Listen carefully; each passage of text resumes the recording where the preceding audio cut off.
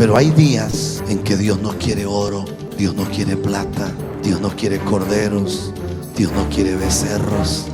Hay días que Dios no quiere casas, ni quiere autos, ni quiere dinero. Hay días que Dios se detiene como se detuvo con Abraham y le pide a Isaac. Puede representar algo que es de demasiado valor para mí. Y el día que tú no le niegas a Isaac, entonces te conviertes en padre de la fe.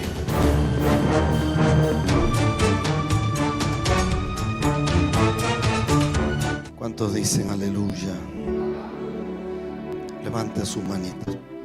Le decía a un pastor esta mañana, más bien anoche mientras cenábamos, hablaba con un pastor africano.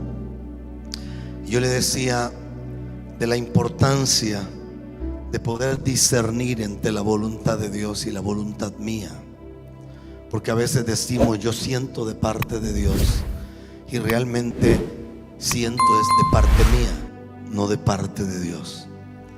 Y el hilo es tan delgado entre lo verdadero y lo humano, que puede ser que cometamos el error de decir esto es de Dios cuando realmente no es de Dios. La Biblia enseña en el primer libro de Reyes, capítulo 17, que Dios había decidido tomar a Elías porque lo buscaban para matarlo, y Dios había decidido ocultarlo. Pero la escritura dice que Dios lo lleva a un arroyo, que es el arroyo de Querit. Pero es interesante porque la Biblia dice que pasados ciertos días, el arroyo, que era una fuente de sustento,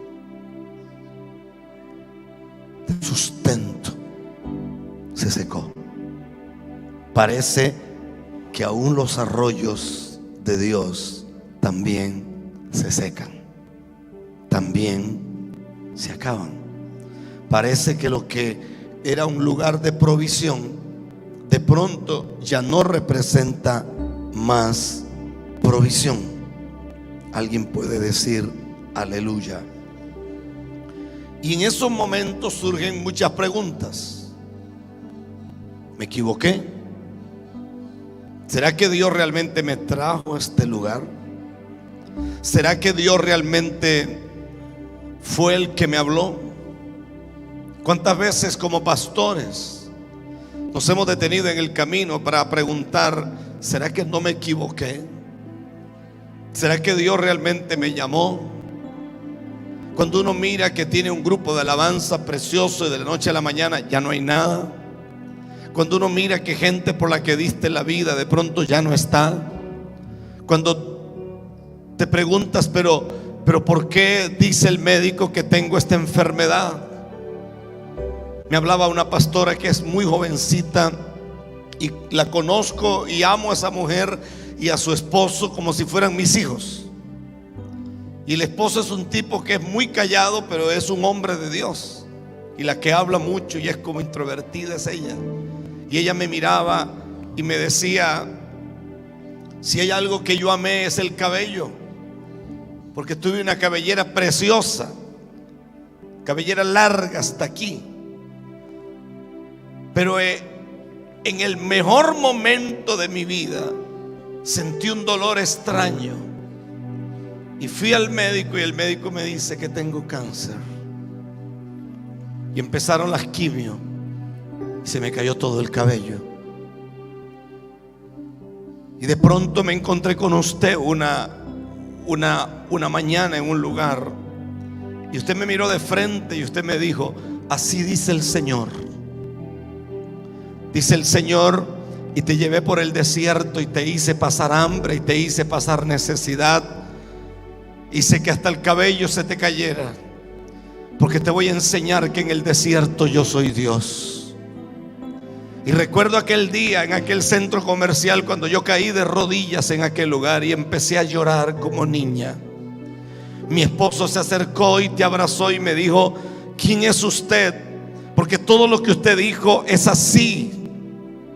Mi madre que también tiene cáncer, y que estamos esperando que se muera, nadie espera que a través del milagro que yo voy a recibir, Dios use mis manos, que eran las manos de la hija más temerosa.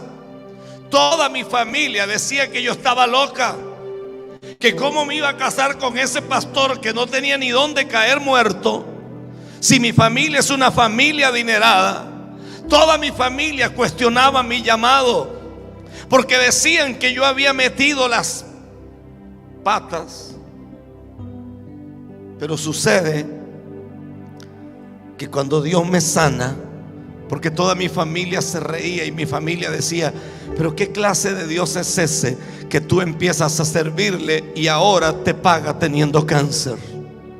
Porque los caminos de Dios son extraños y hay cosas que uno no entiende, porque aún los arroyos de Dios se secan, y aún el auto que Dios te dio también se le daña el motor.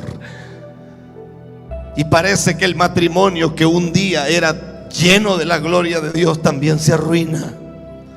Y se arruinan llamados, y se arruinan dones, y se arruinan cosas. Y la voz preciosa para adorar también se pone difónica. Y esta mujer hablaba conmigo anoche casualmente y me decía: el cabello volvió. Ya hoy no me preocupa tanto, porque parece que tenía como una idolatría. Y parece que Dios es experto en arruinar sueños humanos. Parece que Dios es experto en quitarnos cosas que no le pertenecen a Él. Y aún los grandes héroes de la fe se equivocaron. Abraham se equivocó al tener un hijo con Agar. Hasta el día de hoy los palestinos odian a los descendientes de Isaac.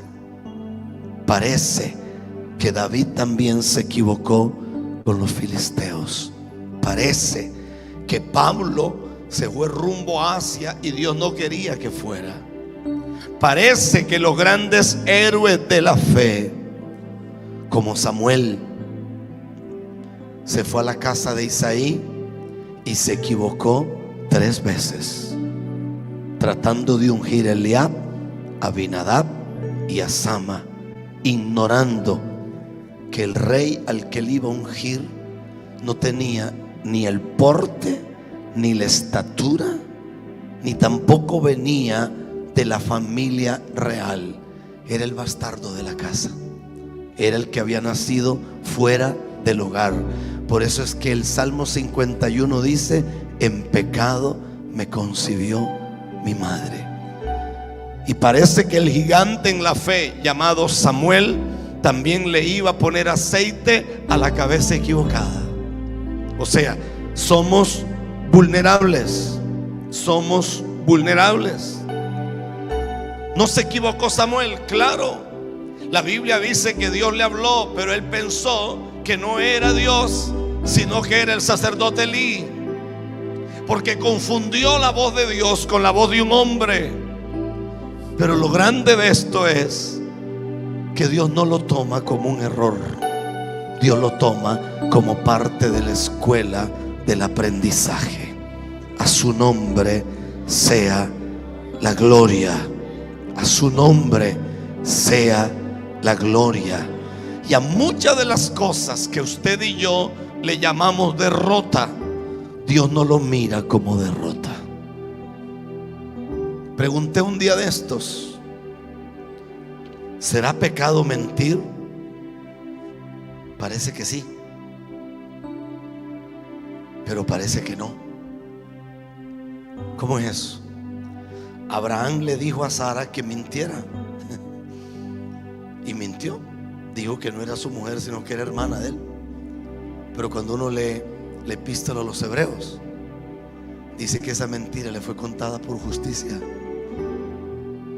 Entonces parece que en el reino de Dios ni todas las mentiras son mentiras, ni todas las verdades son verdades. ¿Quién era la mujer que escondió a los espías? ¿Cómo se llamaba? Ra. Pero cuando usted lee la epístola a los hebreos, dice que le fue contado por justicia también. Porque parece que no era mentira encubrir a alguien que tenía encausado o enclaustrado dentro de él un diseño divino. Parece que cuando el reino está de por medio, hola, ese papá soy yo, amigo mío. Sí. Parece que cuando está en juego el reino, hay mentiras que no son mentiras. Estamos aquí. Para mí, Sansón, yo no hubiera puesto a Sansón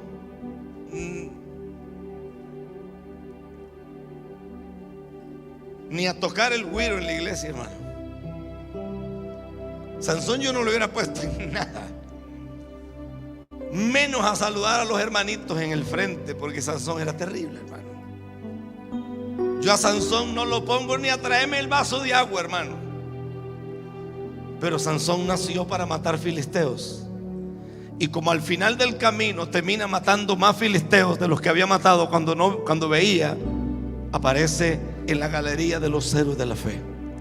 Porque parece que Dios, voy a reventar una bomba. Parece que Dios no juzga por conducta, Dios juzga por designio. Hay gente que es moralmente extremadamente aceptable, pero no producen nada para el reino. Y hay gente que camina cayéndose y levantándose, y cayéndose y levantándose, pero hacen cosas poderosas. Yo conozco un muchacho allá que me lo presentó el apóstol Ortieli. Se llama Samuel, por cierto.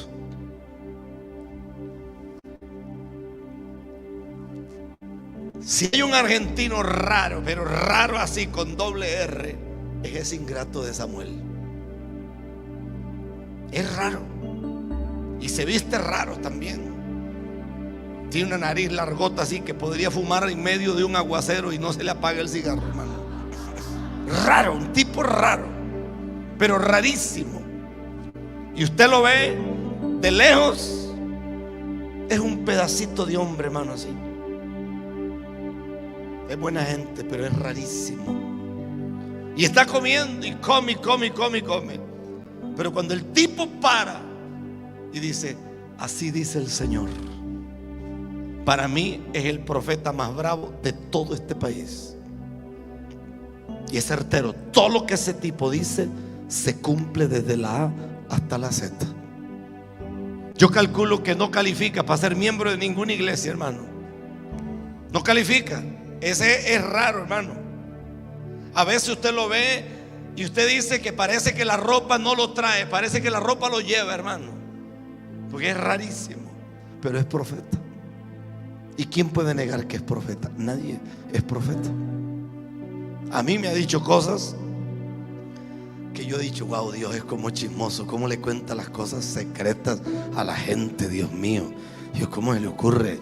¿Cómo Dios le va a contar a ese tipo mis intimidades? O sea, hello, ¿qué te pasa? Y Samuel, y empieza a profetizar raro. Ni siquiera habla en lenguas, ni siquiera hay música así como la que Danielito pone. No. El Señor me dice. Y a veces Dios le revela hasta el nombre de la gente, le revela cosas ocultas. Entonces yo pregunto: los caminos de Dios son extraños. Son extraños. Usted ve a ese muchachito así con todos esos tatuajes. Usted no tiene idea de dónde viene ese muchacho y lo que Dios le reveló. Le habló así, de tú a tú. O sea que al rato a Dios no le importan esos tatuajes. Pero si un religioso lo ve, dice: no califica. David tampoco calificaba. El que calificaba era Eliab, que era un tipo así, guapo, alto, bonito. Por cierto, si hay hermanas solteras aquí, yo tengo un poco de ingratos allá en Costa Rica, solteros también. Podemos hacer un trueque, hermanos. porque aquellos están orando a Dios para que Dios les mande su bendición. Aleluya. Gloria a Dios. ¿Cuánto dicen aleluya? ¿Quién era Elías? ¿Qué se sabe de Elías? Casi nada. ¿Quién era la mamá? ¿Quién era el papá? ¿Quién era? ¿Quién era? Apareció, extraño. Pero tenía una característica Elías, y era que el tipo abría la boca y decía: vive el Señor, en cuya presencia estoy. Y esa palabra, vive el Señor, en cuya presencia estoy, eso es lo más grande que se ha dicho en toda la tierra. Alguien tiene que decir amén, porque esto no era un término conceptual, esto era un término vivencial. Vivencial. Vivencial. Alguien tiene que decir aleluya.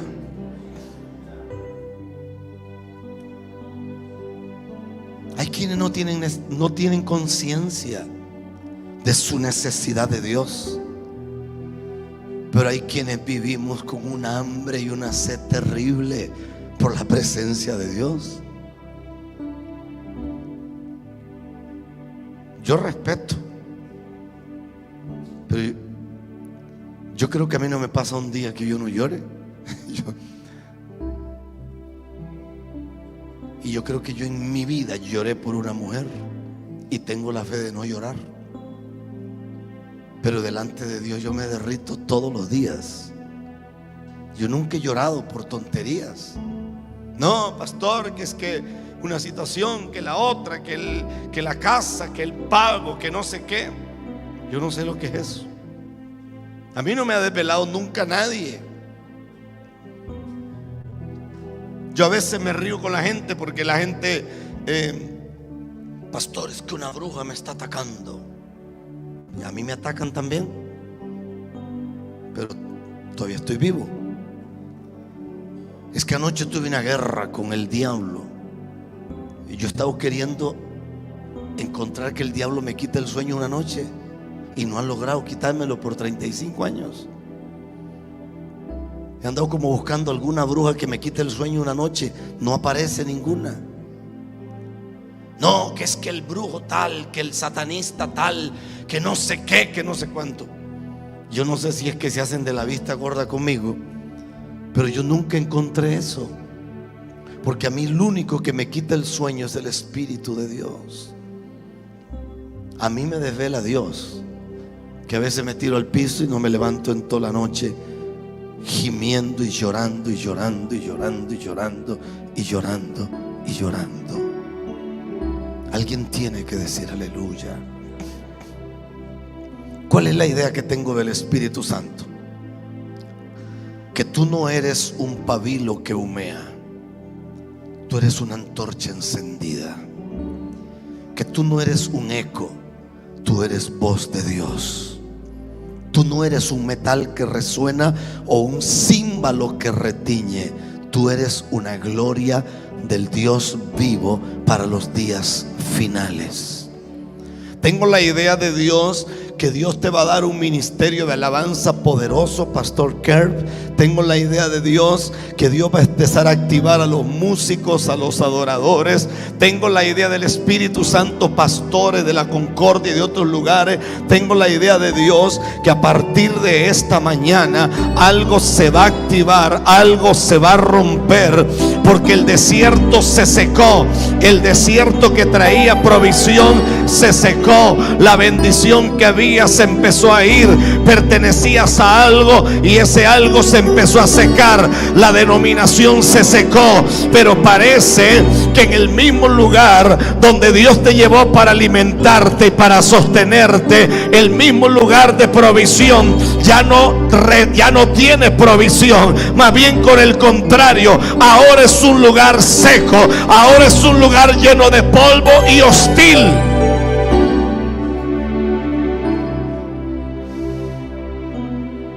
Pero le ocurre algo a los Elías. y tóquese a sí mismo y diga: nos ocurre algo a los Elías. Y es que Dios prepara cuervos. Los cuervos era una tribu nómada. Los cuervos no eran unos pájaros. Los cuervos era una tribu nómada que vivía en esas tierras. Pero curiosamente los cuervos, como los llamaban, eran adoradores de demonios, eran paganos. Y Dios le está diciendo a esa tribu nómada que alimente al profeta de Dios. Quiere decir que hay bendiciones que vienen con envolturas que son extrañas, y tendrás que prepararte, porque puede ser que en las próximas horas te toque la puerta alguien que para ti no califique y tú digas: esa es una bruja, pero Dios la ha preparado. Y tú dices: no, yo no voy a comer porque puede ser que le echó una brujería a esa comida. Nada te va a afectar. Hay gente que se va a acercar a ti, te van a poner un auto en la mano, te van a poner dinero en la mano, te van a poner ropa en tu mano, te van a poner un cheque en la mano, te van a llamar y te van a hacer una transferencia, y tú vas a decir: ¿pero de dónde? Sí, es que el arroyo se secó, pero Dios ahora le acaba de dar órdenes a gente que no cree en el Dios tuyo, a gente que ni siquiera habla en las lenguas que tú hablas, gente que ni siquiera comparte tu fe, que son los cuervos que también pertenecen a la tierra de la cual tu Dios es el rey. Y Dios les va a dar órdenes a esos cuervos que traigan provisión para ti.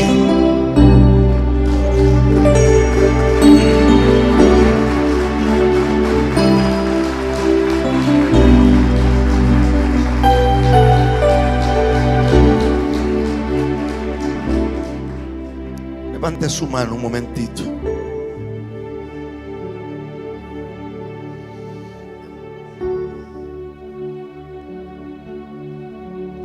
Cuando uno lee el primer libro de Crónicas, capítulo 27,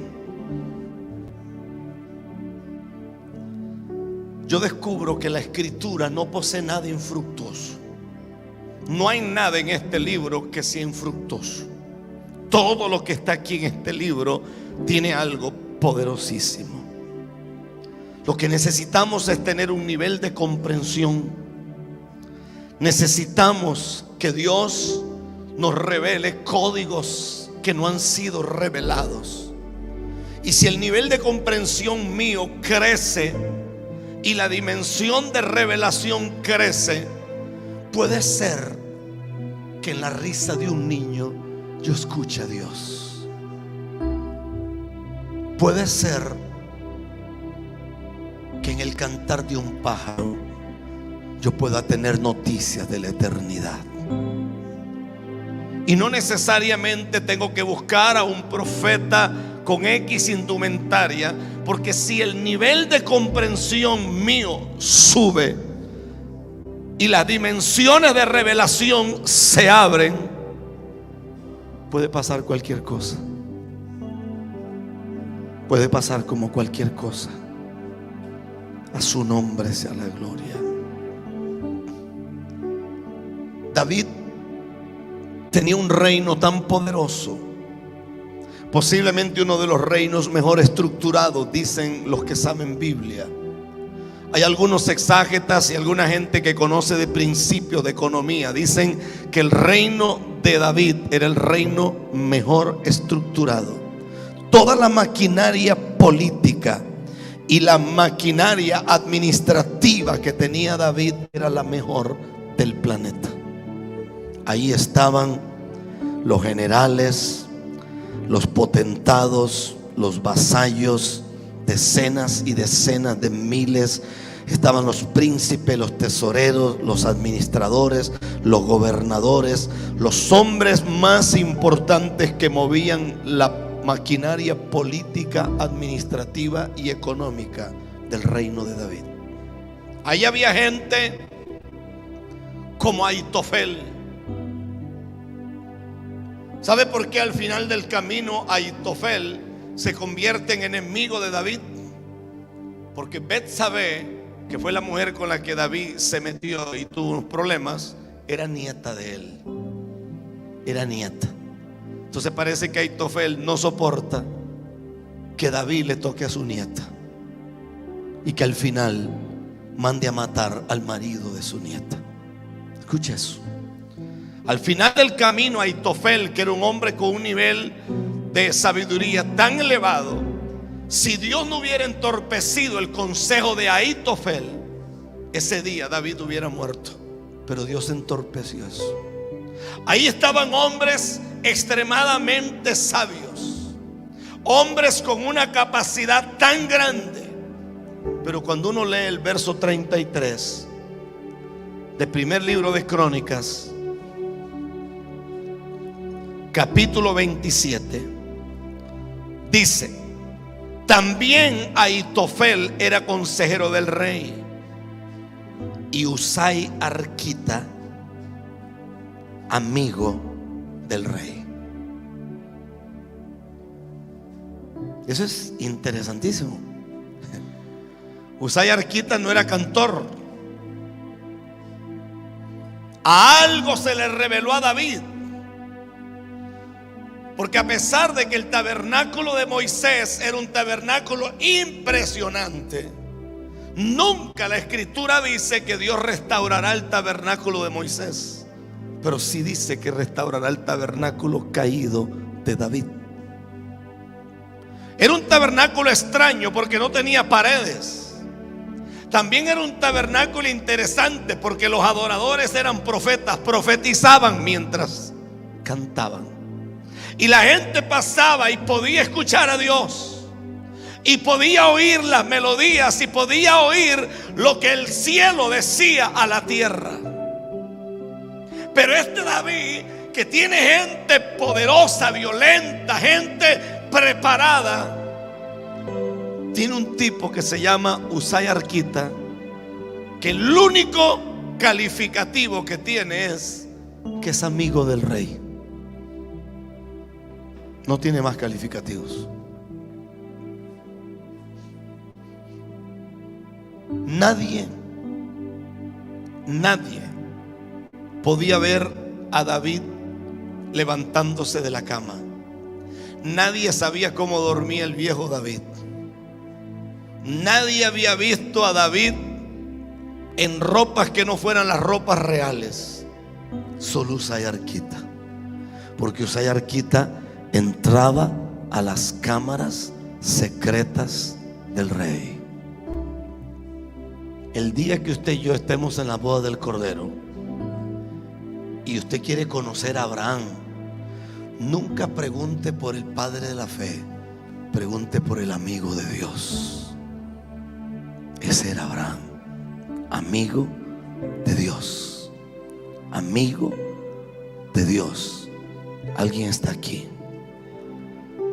Nosotros somos expertos en todo. Yo por lo menos pasé estudiando toda mi vida. Actualmente doy clases para una universidad y le enseño a los predicadores a predicar. No soy tan bueno para predicar, pero le enseño a predicar a la gente. Y les hablo sobre teología dogmática, les explico todo lo que tiene que ver con cosas, qué sé yo, en el seminario bíblico que hace a nivel de teología. Les enseño acerca de Santo Tomás Aquino, de Agustín de Hipona, de Kant, de Kierkegaard. Les enseño ese tipo de cosas. Les enseño a hacer sermones expositivos, temáticos, dogmáticos. Les enseño a hacer exégesis. Les enseño cómo tener un sermón a nivel textual. Y somos expertos en eso. Tenemos un consejo buenísimo como el de Ahitofel, pero casi nadie es amigo del rey. Escuche, porque eso para mí es importante y creo que lo será para usted también.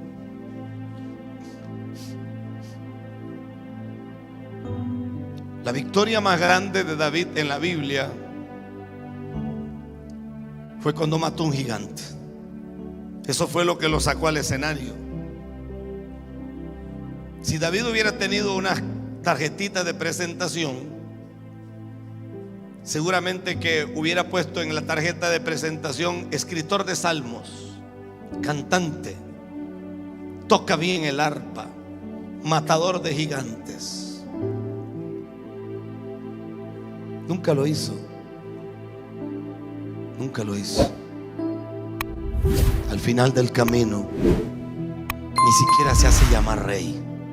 Al final del camino, escribe cosas raras, como el ciervo brama por las corrientes de las aguas.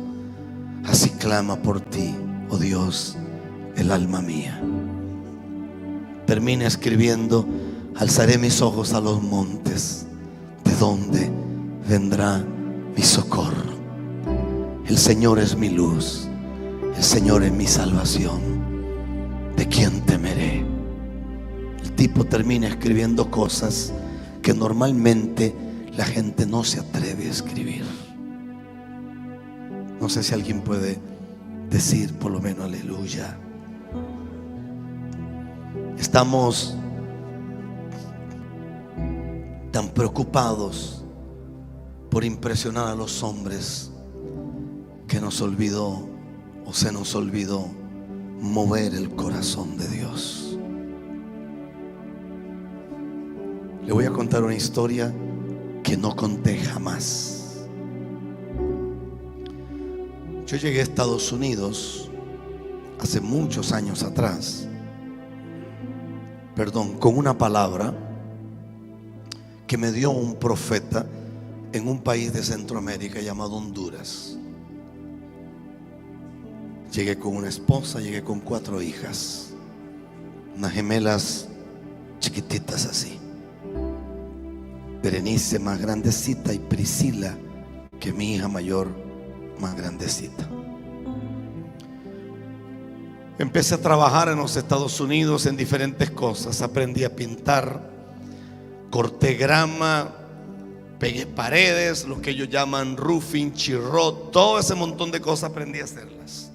Me hice pintor fino y empecé a trabajar hasta que un día el Señor dijo que pintores y gente que pusiera paredes habían demasiados, que le ocupaba un pastor. Y empezamos a creerle a Dios. Recuerdo que me fui una noche en medio de una nevada y me arrodillé a la orilla de la calle, en medio de la nieve, y empecé a gritar y a gritar y a gritar como loco. Al ratito se detuvo una patrulla de la policía y me enfocó y me habló en español la persona y me dijo: pasa algo. Y entonces, como vio que estaba orando, entonces se bajó. Era un puertorriqueño, Julio. Y entonces se bajó y me dijo: pero ¿usted qué es? Soy pastor, le dije. Entonces me dijo: yo vengo de una familia cristiana, pero yo no soy nada, me dijo. ¿Qué hace allí? Estoy orando, le dije. ¿Y usted es pastor dónde? ¿Dónde está su iglesia? Le dije: no tengo una iglesia física, pero la tengo aquí adentro y la estoy pariendo. Y el tipo fue tan impactado por eso. Me montó la patrulla. Yo nunca en mi vida me he montado en una patrulla, hermano. Creo que fue la única vez que me monté en una patrulla. Lo extraño era que no me pusieron las esposas, pues yo era pastor. Me monté en la patrulla y no me monté en la parte de atrás, me monté adelante con él. Y entonces él estaba tan impactado conmigo que se convierte y empezó. Yo creo que tuve una de las congregaciones más grandes de todos los Estados Unidos.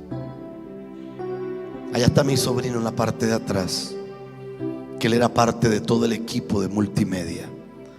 Teníamos universidad, teníamos radio, teníamos programas de televisión, teníamos periódicos. La iglesia era poderosísima. Miles y miles y miles. Me dan un doctorado de la Universidad de California. Yo estoy estudiando otras cosas. Y hay un momento en que se susurra en Estados Unidos que yo era uno Posiblemente no el mejor, pero estaba dentro de los mejores predicadores. Vivía en una casa preciosísima, tenía autos de lujo, manejaba cuentas que tenían muchísimo dinero. Solo el escritorio donde yo estaba en mi oficina valía $27,000, para ponerle un ejemplo. Las cosas que habían en la casa eran cosas extremadamente lujosas. Yo tenía un Rolex Presidente que valía $63,000, un reloj. Y recuerdo que los zapatos que usaba subían de los $3,000, los zapatos que usaba. Y en una ocasión llegó Henry Hinn a nuestro ministerio. Estábamos en un evento de miles. Y Henry Hinn miró así y me dijo: todo lo que hoy tienes, mañana no lo tendrás. Y todo lo que hoy sostiene tu vida, mañana no te sostendrá. Y todo lo que hoy ves, mañana no lo verás. Y me cayó mal Henry Hinn, pero re mal. Y yo dije: este tarado, ¿de dónde sale con una profecía así? Si yo he pagado un precio muy alto por estar aquí. Y me miró y me dijo: ¿y sabe por qué lo hace Dios? Por amor, porque te ama.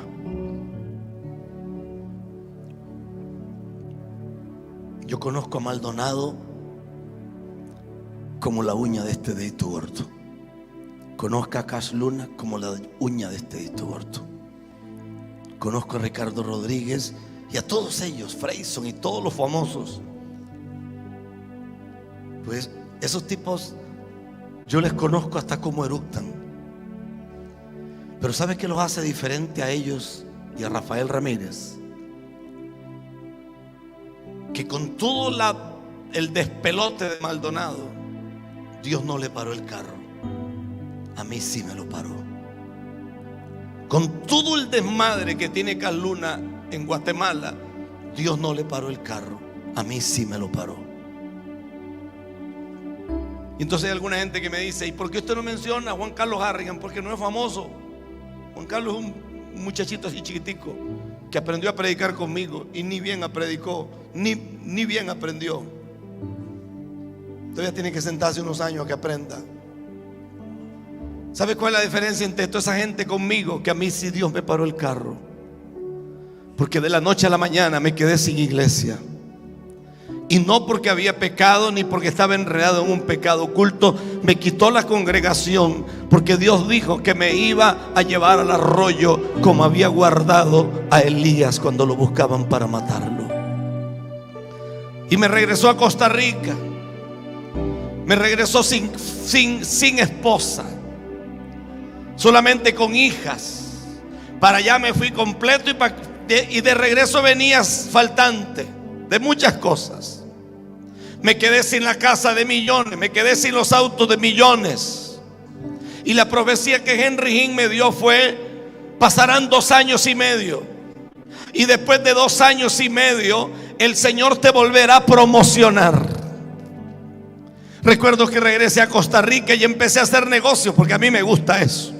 Y empecé a comprar ganado y a vender ganado. Empecé a comprar propiedades y a vender propiedades. Y en poco tiempo yo tenía un montón de plata acumulada. Un día venía con unas botas de cuero. Me sentía como que era gaucho yo, hermano. Unas botas y un sombrero. Lo que me faltaba era la boina que anda el hermano allá atrás, aleluya. Me gusta esa ropa que tú te pones. Y yo venía en un carro que tenía lindísimo. Y entré a la casa y mi mamá me mira y me dice mi mamá: el pastor Jesús Arce te acaba de llamar. Y le digo: Jesús Arce es un pastor de las Asambleas de Dios que yo conozco, sí, él mismo. Dice que Dios le dijo que mañana viernes se completan los 2 años y medio. Para mí no existen las disciplinas de los hombres, pero sí existen las disciplinas divinas. Y cuando Dios disciplina a un hombre es cosa seria, porque Hebreos capítulo 10 verso 31 dice que horrenda cosa es caer en manos de un Dios vivo. Y parece que el Dios que un día te ungió, de pronto te retira la unción. Parece que el Dios que un día te puso ropas lindas como la de José y te puso una túnica de colores, de pronto permite que te quiten la túnica. Y parece que el Dios que te lleva a una tierra buena, de repente la tierra se seca y ya no hay provisión y hay que irse de esa tierra. Y el Dios que te entrega gloria y te entrega autoridad y te entrega poder, un día hace que la gloria se acabe y el poder se acabe. Porque a Dios le importa más tu vida que todo lo que tú haces. Cuando mi mamá me dijo, dice el pastor Arce que Dios le habló y que mañana se cumplen los 2 años y medio, toda mi mente voló. Caí de golpe. Mi mamá creyó que me había roto la cara porque caí de golpe. Creo que lloré desde ese día hasta el día siguiente. El día siguiente me fui para la iglesia de Jesús Arce. Jesús Arce había promocionado. Habían no sé cuántos cientos de gente. Y yo abrí la escritura y le dije a Dios, yo tengo varios doctorados, pero por primera vez en la vida no voy a estudiar. Y le dije a Dios, dime qué quieres que yo hable. Y me apareció el pasaje donde Dios lleva a Elías y lo esconde en la hendidura del monte Oreb. Y descubrí que a Moisés también lo llevó a la hendidura del monte Oreb. No sé si está aquí todavía. Y entonces le pregunto a Dios qué es lo que quiere decir. Y descubrí que la hendidura representa silencio. Que cuando tú oras y Dios no responde es porque Dios te observa. Que cuando tú oras y Dios no responde, no es porque Dios espera ni que tú ayunes, ni grites, ni patalees. Lo que Dios espera es una actitud del corazón. Entonces descubrí que bienaventurado el hombre que Dios decide darle y quitarle para que glorifique a su Dios. Y entonces descubrí lo que dijo Job: Él dio, Él quitó. Sea bendito el nombre del Señor. Ahora, la segunda parte de la profecía era tremenda, pero yo no le puse atención, porque la primera parte era: todo lo que hoy tienes, mañana no lo tendrás. Todo lo que hoy sostiene tu vida te será quitado. Y todo lo que hoy ves, mañana no estará delante de ti. Pero cuando pasen 2 años y medio, Dios te convertirá en padre de naciones. Vendrán pastores del norte, del sur, del este y del oeste. Llamarás pastores del oriente y del occidente, porque serás un árbol lleno de frutos abundantes. Tu ministerio será uno de los ministerios más notables de la tierra.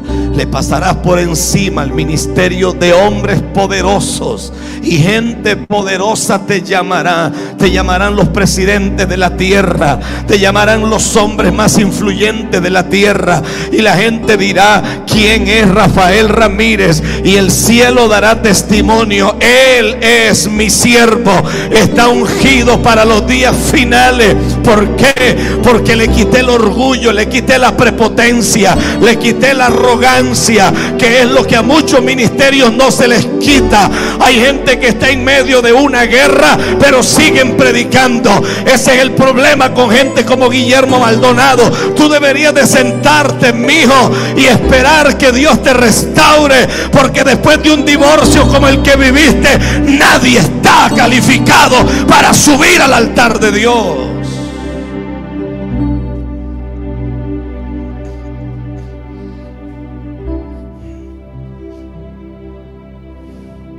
A mí me escribe gente que me dice: pastor, hay un hombre ahí en la Argentina que se llama Hernán. Al rato no se llama Hernán. Que el tipo dice que es abogado y tiene 2 hijos que son penalistas. Y el tipo habla pestes de usted. Yo estoy aquí, Hernán. Estoy en Ayuí. Pastor, apareció una mujer ahí que no sabemos si es boricua o dominicana, que está hablando y no sé qué, y tiene las cejas tatuadas. Yo voy del 7 al 21 a Dominicana. Te voy a retar porque yo sé que tú eres bruja y conozco al diablo que te ungió a ti. Yo voy a estar en Dominicana. Pruébame que yo soy falso profeta, que yo sí te voy a probar que tú eres bruja, porque sé olfatear los demonios que tú cargas encima. Conozco al Dios que me puso en disciplina por 2 años y medio. Conozco al Dios que cerró el arroyo. Conozco al Dios que me quitó las ropas de predicador y me dijo: te voy a enseñar lo que es humildad. Te voy a enseñar lo que es pureza de corazón. Te voy a enseñar lo que es santidad. Te voy a enseñar lo que es caminar no con los pies, sino con las rodillas. Te voy a enseñar lo que es la senda antigua. Te voy a enseñar lo que es vivir para Dios y no esperar nada de los hombres, y caminar al abrigo del Altísimo y a la gloria del Omnipotente. Por eso es que yo creo que hay gente aquí que yo tengo la autoridad dada por Dios, porque a mí sí me pasaron por la noche oscura. Algunas veces sentí que no era salvo. Algunas veces vi a mis hijas llorar. Yo supe lo que fue llegar al altar y saber que mis hijas no tenían ni ropa interior que ponerse, y preguntarle a Dios: ¿en qué pequé? ¿Qué hice mal? ¿En qué te fallé? Parece que no es justo. ¿Qué hice mal? Y ver a mis hijas decir: papá, quiero tal cosa, y yo no poder dárselas. Y recuerdo que agachar la cabeza, y aprendí tanto sobre ese texto de Job, cuando Job dice: Él dio, Él quitó. Él dio, Él quitó. Entonces ahí descubrí que hay una materia en el Instituto Bíblico que se llama teología, y es una palabra compuesta. Dice que teo es Dios y logía es el estudio. Ahí descubrí que tú no puedes estudiar a Dios porque Dios no es un microbio. Ahí descubrí que tú tienes que conocer a Dios. Se supone que yo tengo 3 doctorados en Biblia. Se supone que he leído ese libro cualquier cantidad de veces. Hay rabinos de California que se sientan a escucharme porque dicen que el nivel de revelación que tengo en la palabra supera la que tienen muchísimos rabinos. Hay 5 rabinos que me piden consejería hasta el día de hoy. Pero eso nunca pudo haber llegado si Dios no hubiera tranquilado. ¿Sabe por qué? Porque las podas no son bonitas, pero son necesarias. Y todo pámpano que en mí no lleva fruto, yo lo cortaré, dice el Señor. Y yo lo cortaré. El problema es que todos queremos gloria, todos queremos unción, todos queremos milagro, todos queremos prodigio, todos queremos una buena casa, todos queremos un hogar exitoso, pero nadie quiere que Dios lo meta en el molino y lo sacuda. Es que en el momento en que Dios te muele, tú sientes que la vida se te acaba. Cuando tú ves un hijo que no tiene ni que comer y tú levantas las manos al cielo y los demonios gritan: ¿dónde está tu Dios? Y yo le decía al diablo: mi Dios está sentado en su trono.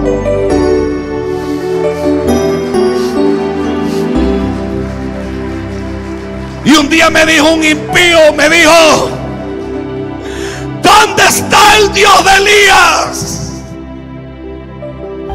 Y yo le dije: está donde siempre estuvo.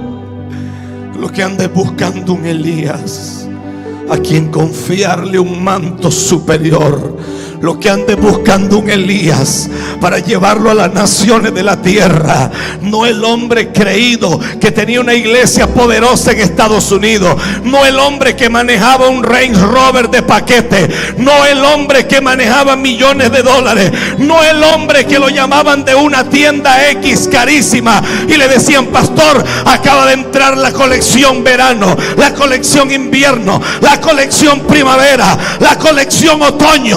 Estamos aquí, le tenemos tanta ropa. Y el pastor llegaba, pasaba la tarjeta, $50,000 en ropa, zapatos de esto, del otro. No, las naciones no necesitan eso. Las naciones no necesitan predicadores con ropa de temporada. Las naciones necesitan un hombre que tenga la palabra de Dios para el día de hoy.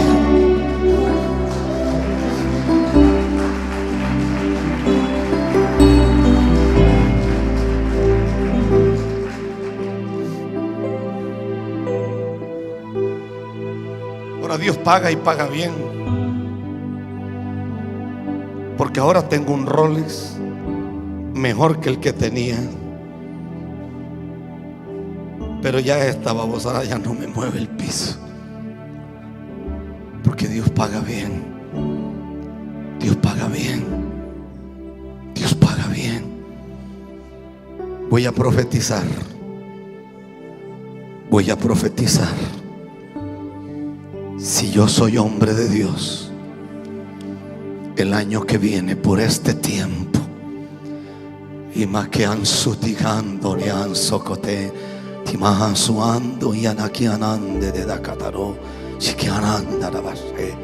El año que viene por este tiempo, tu vida no será ni una sombra de lo que hoy es. Yo te voy a llevar a pastos verdes, porque el desierto se secó y comienza una nueva temporada en tu vida. Comienza una nueva temporada en tu ministerio. Comienza una nueva temporada. Pastor, yo no entendía, pero ahora entiendo por qué Dios me quitó esto, por qué Dios me quitó aquello, por qué Dios torqué. Estaba lista para casarme, pero Dios arruinó todo, pastor, y eso no lo he podido superar. Sí lo superarás, porque un día tendrás el poder de aconsejar a alguien. Pastor, yo no entiendo. Tenía una congregación preciosa y de la noche a la mañana se empezó a caer todo. El Señor dice: no fue el diablo, fui yo el que hizo que eso se derrumbara, porque yo no iba a permitir que estuvieras creyendo en un castillo de arena. Yo te voy a enseñar a edificar sobre la roca.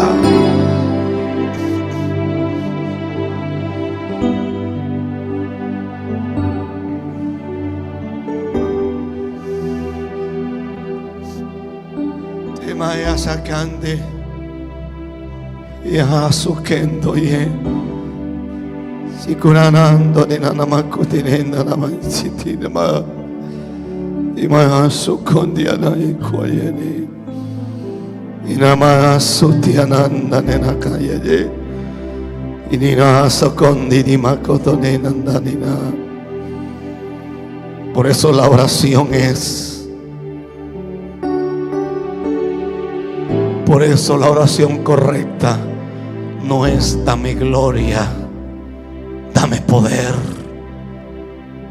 úngeme. La oración correcta es: quebrántame hasta que sea perfecto. Quebrántame hasta que sea perfecto. Quebrántame hasta que sea perfecto. Aquella noche donde Jesús Arce tenía un mensajito como para 15 minutos. Hablé 7 horas, hablé 5 horas, 45 minutos y nadie se movía, porque de oídas te había visto, mas ahora mis ojos te ven. Ahora mis ojos te ven. Perdóneme si alguien se ofende. Por eso yo no creo en predicadores que se ponen unos pantaloncitos así todos apretaditos y se les marca todo. No creo en eso. No creo en predicadoras que se ponen unas ropas así tan apretadas que se les marca hasta lo último. Porque cuando tú has estado en la cámara del Rey, aunque tú no seas cantante, aunque no seas administrador, te llaman amigo del Rey. Los Usayarquita son escasos. Esta Biblia no dice que Usayarquita fuera administrador de nada, pero entraba a las cámaras que nadie podía entrar. Y al hombre, a la mujer que ha estado con Dios, se le nota. Se le nota. Se le nota. Se le nota. Se le nota. ¿Sabes qué amo de la Argentina? El país es interesante. La montaña de los 7 colores, bellísima. Calafate me parece impresionante. Ushuaia me llegó. Mar del Plata, el agua es muy fría, se la cambiaría por el agua de mi país, pero la ciudad es bellísima. Pero realmente no me gusta Argentina, me gustan ustedes. ¿Sabes qué me gusta de ustedes? Que nos parecemos. Ustedes tienen tanta hambre por Dios. Ustedes tienen un hambre desesperada. Eso me gusta de ustedes. Ustedes van a llegar lejos. Mi Rey los va a ungir con poder. Hoy mis hijas tienen de todo. Tienen autos, tienen casa, tienen tierra, tienen negocios. Porque ya el desierto pasó. El arroyo se secó. Pero Dios puso gente en el camino que nos ayudó.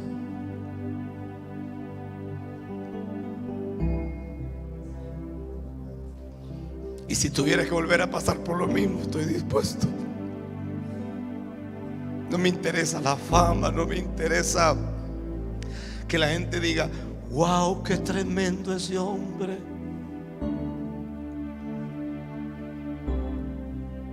Antes se levantaba un paralítico. Mi sobrino que está allá atrás, yo oraba por gente de cosas imposibles y ponía las cámaras. Quiero que vean esto.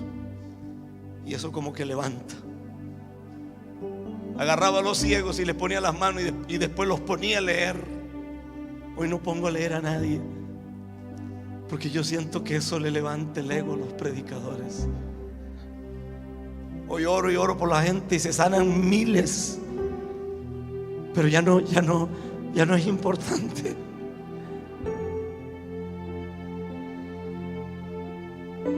Aquel domingo de marzo yo estuve aquí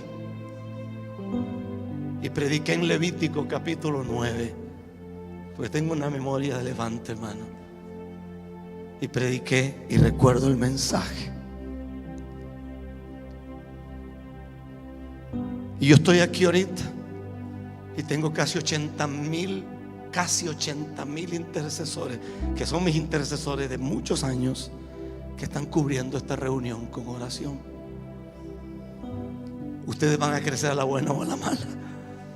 Ustedes van a llegar a la buena o a la mala, pero van a llegar.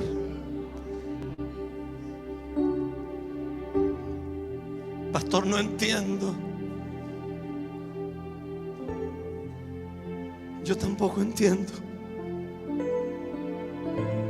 pero Dios está allí, porque los caminos de Dios son tremendos. Algunos de ustedes no morirán aquí. Algunos de ustedes Dios los llevará a otros continentes de la tierra.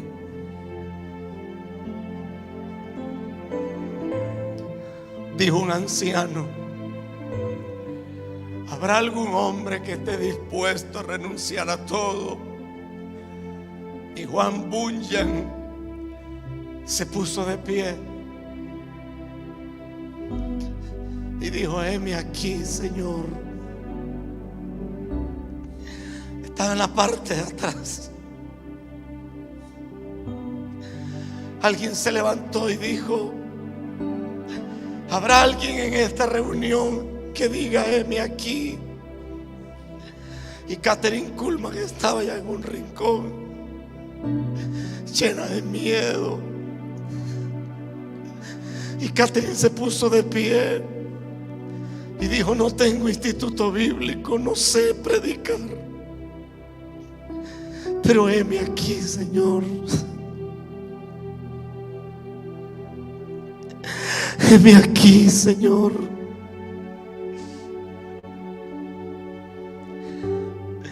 David Livingstone era un príncipe, su familia multimillonaria, pero Dios lo puso a soñar con África. Un día le dijo a su madre y a su padre: perdón, pero yo no nací para ser príncipe, yo nací para ser misionero, y yo no puedo seguir viviendo aquí. Y se fue al África oscura. Yo estuve en Mozambique, donde está la casita donde Livingstone murió. Una sillita. Él oraba así, apoyado en la silla. La historia de África dice que África estuvo bajo el poder del diablo hasta que Livingstone entró al África.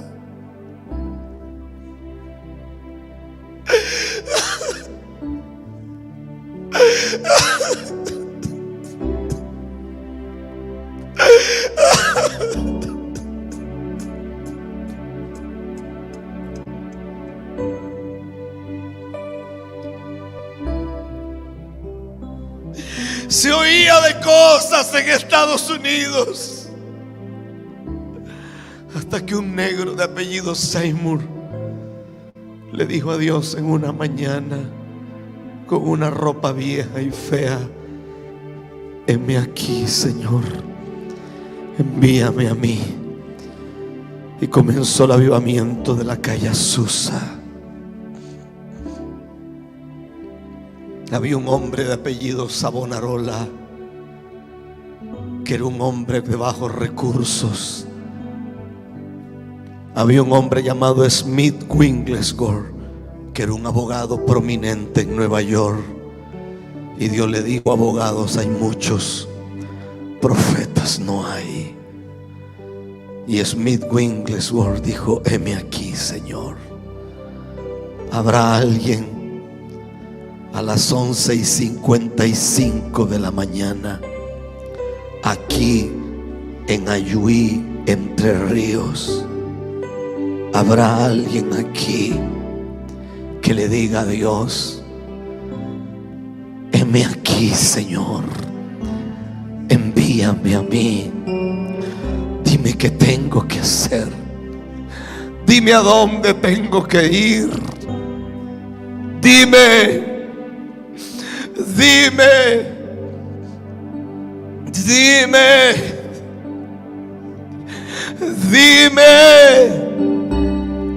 yo regaré la tierra con mis lágrimas.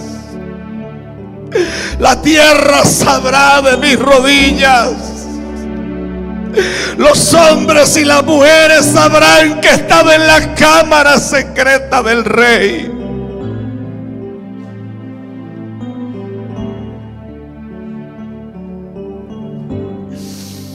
Y aquí alaba, sé que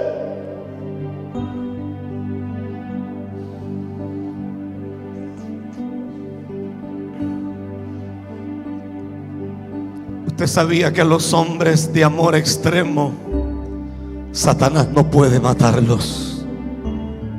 Por eso es que a Juan le llaman el apóstol del amor. Por eso es que Corintios 13 dice que el amor nunca deja de ser. A Juan lo quisieron matar, pero no pudieron matarlo, porque los hombres de amor extremo nadie puede matarlos. Juan se murió viejito. A todos los demás apóstoles los aserraron, los crucificaron, les hicieron de todo. A Juan no, porque a los hombres de amor extremo el diablo no puede matarlos. Tú orarás por gente muerta y volverán a la vida. Orarás por paralíticos y correrán. Ciegos y mudos aparecerán en tu camino y Dios los sanará. Pero cuando los enfermos se sanen, tú ni siquiera levantarás la mirada. Siempre estarás con la cabeza abajo, diciendo: yo no lo hice, lo hiciste tú, Señor. Esa es la gente que Dios levanta en los últimos días. Esa es la gente que Dios levanta en los últimos tiempos.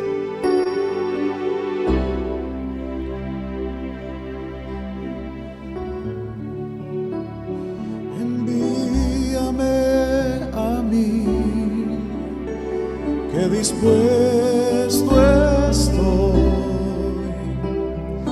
Llevaré tu gloria a las naciones.